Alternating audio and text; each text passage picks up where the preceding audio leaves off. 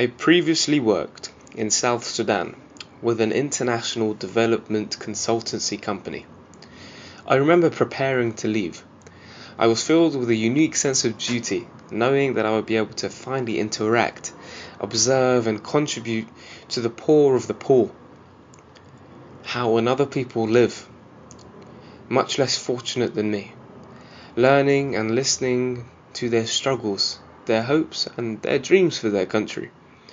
And I also was excited to be around other international colleagues who had a drive and a mission to serve these people, who understand that their place in society is uniquely privileged and have then made a conscious and hard decision to take a leap and dedicate themselves to such work. But I was wrong. During my time there, I felt at odds with the international development community. It seemed outside of work. Most of them would just have rooftop barbecues with loud music, imported meats from Uganda, and copious amounts of alcohol, all in the middle of a quiet and poor neighborhood.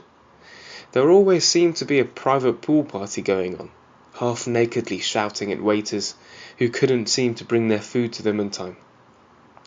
It made me sick, and I was a part of this community, this privileged, boisterous gluttony. Couldn't they be a little more tempered? Couldn't they show a bit more humility in all the poverty around them? A hedonist lifestyle and an outright refusal to integrate with local South Sudanese colleagues were things I observed. This luxury and high standard of living they enjoyed in South Sudan was not even accessible to them in the UK. But they took advantage of that in one of the poorest countries of the world, and they went rampant with it. It was as if it was a new and different playground. The local population were quite literally starving, and they would be walking below, tattered and dusty clothes, looking up at the loud party, smelling the food, thinking about where their next meal will come from. They saw these humanitarians shoveling down freshly imported meats. Who cares what you get up to in your free time, right? As long as you are good at your job. People should have the freedom to do as they please, no matter where they are, right? In international development, it seems that competence and experience is the only thing that matters. People from the best universities in the world with bags of experience and a stellar CV, they are good at their jobs.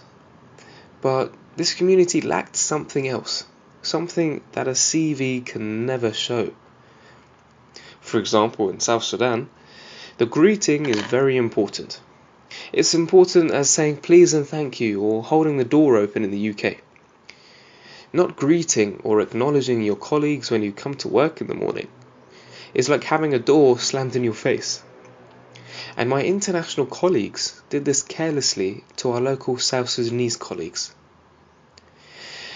These colleagues of mine and those internationals in general were impressively intelligent. They wouldn't be in international development if they were not. But I was confused as to why they didn't seem to consider that of any importance. Surely, especially in the sensitive and interactive work of the international development community, competence to do this kind of work alone is not enough.